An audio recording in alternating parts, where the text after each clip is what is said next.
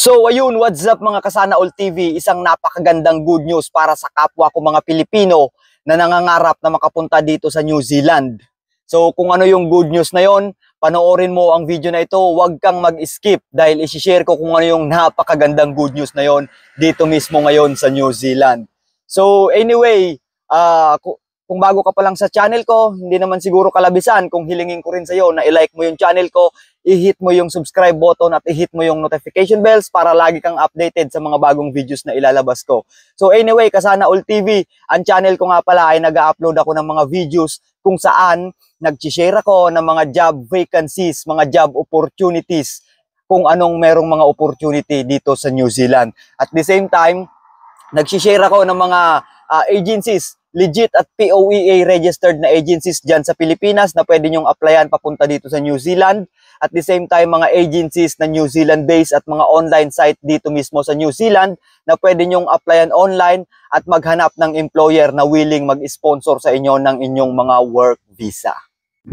So, disclaimer lamang mga Kasana All TV, hindi po ako recruiter, hindi po ako affiliate, kasapi o associate ng mga agency na naipapasama ko sa aking mga vlogs. So, wag po sana kayo sa akin mag-apply dahil isa lamang po akong gabay. So, ginagawa ko lamang ito, ang mga ganitong content dahil gusto kong makapag-share ng mga opportunities sa kapwa ko, mga Pilipino na nangangarap na makapunta at makapagtrabaho dito sa New Zealand. So, ayun, ang video na ito mga Kasana All TV ay para ito sa mga kapwa ko Pilipino na nangangarap makapunta dito sa New Zealand. Mga kapwa ko Pilipino na nandyan sa Pilipinas, mga kapwa ko Pilipino na nasa ibang bansa o nagtatrabaho sa overseas o kahit nasa ang panig ka man ng mundo. Dahil ngayong March 12 ay magbubukas ang application para sa Working Holiday Visa dito sa New Zealand. At take note, meron lamang siyang 100 slot mga Kasana All TV. Kaya save the date, markahan nyo na yung mga kalendaryo nyo, mag-alarm kayo. Ang oras dito sa New Zealand ay 10 AM at Philippine time ay 5 AM. So yan yung araw kung kailan magbubukas yung Working Holiday Visa. So ano nga ba ang Working Holiday Visa mga Kasana All TV? So ito, disclaimer lamang, base lamang ito sa kakapiranggot na kaalaman ko at mga pagsisearch ko. So shout out sa iyo, thank you Google. So anyway, ang Working Holiday Visa mga Kasana All TV ay isa siyang uri ng visa na pinapahintulutan kayo na makapunta dito sa New Zealand. Hindi lang makapunta, dahil pinapahintulutan kayo na makapag-aral o makapagtrabaho dito sa New Zealand. Oo, tama ang narinig nyo. Doon sa Working Holiday Visa na yan mga Kasana All TV, valid siya ng 12 months o isang taon. So yung isang taon na yon, pwede kayong mag-aral, pwede kayong mag-attend ng mga trainings or mga seminars dito sa New Zealand. At higit sa lahat, pwede kayong magtrabaho. So ulitin ko, pwede kayong magtrabaho under Working Holiday Visa mga Kasana All TV.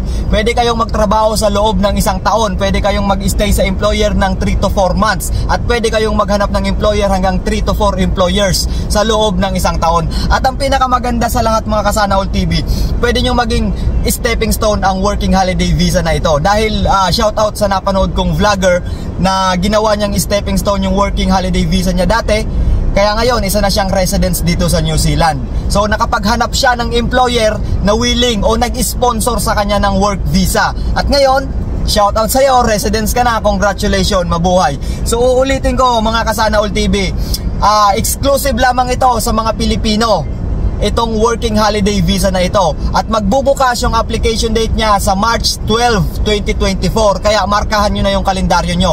Huwag nyong sayangin ang pagkakataon na ito dahil mayroon lamang siyang 100 slots. Pwede ito sa lahat ng Pilipino kahit nasa ang panig ka man ng mundo. Pilipinas, overseas o kahit nasaan ka man, kahit nasa pinakaruro ka na ng mundo. Pwede kang pumunta at mag-apply dito ng Working Holiday Visa na yun mga Kasana All TV. So ang Working Holiday Visa, base ulit sa kakapiranggot kong kaalaman o knowledge sa Working Holiday Visa, sinearch ko siya kay Tito Google. Ang cost niya mga Kasana All TV is 445 New Zealand dollar if I am not mistaken. At meron siyang $35 na immigration fee. So isa lamang yun sa kailangan yung gastusan kapag nag-apply kayo ng Working Holiday Visa. Pwede kayong mag-DIY, pwede kayong maghanap ng mga immigration advisor dito o mga lawyer. So isa pa sa pwede nyong gastusin dyan is yung, syempre, yung ticket. Kayo magsasagot nun kasi Working Holiday Visa, kayo nag-apply, wala kayong sponsor dyan.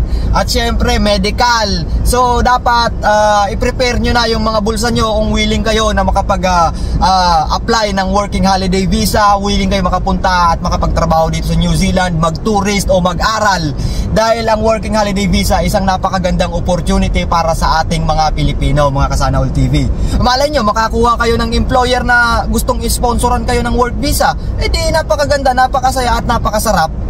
So ganun lang kasimple yun. Kaya wag nyong sayangin ang pagkakataon na ito. Paunahan lamang mga Kasana All TV dahil uulitin ko, 100 slot lamang siya. At mag-o-open siya sa March 12, 2024, 10 AM New Zealand time, 5 AM Philippine time. Di ko alam kung anong oras sa ibang mga bansa.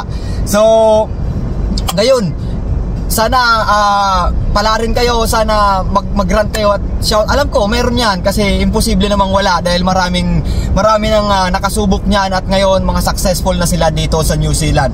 So ulitin ko, working holiday visa exclusive for Filipinos, 100 slot, 12 months kayong pwedeng mag-stay dito, 18 to 30 years old, mga Kasana All TV. So good luck sa inyo, God bless you all, trust the process, put God at the center of everything, mga Kasana All TV. So yun lamang, shoutout sa lahat, maraming salamat po. Sana All TV at New Zealand, syempre proud Pinoy, pusong Pinoy tayo.